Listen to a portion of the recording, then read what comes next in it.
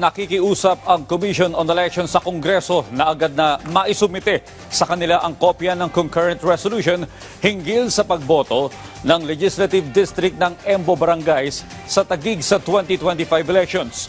Ayon kay COMELEC Chairman George Erwin Garcia, mas makabubuti kung isusumite sa kanila ang concurrent resolution bago ang araw ng filing ng COC sa October 1. Inaasahan kasing mareresolba nito kung saan boboto ang mga nasa 10 bagong barangay sa Taguig na dating nabibilang sa Makati City.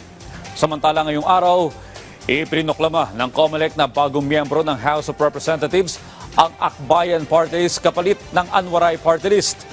Sabi ng COMELEC, nakita na may paglabag ang Anwaray Party List sa pagkuha ng isa pang pwesto sa Kongreso kahit hindi naman ipinoklama ng komisyon na dalawa ang nakuha nilang seat noong 2022 elections.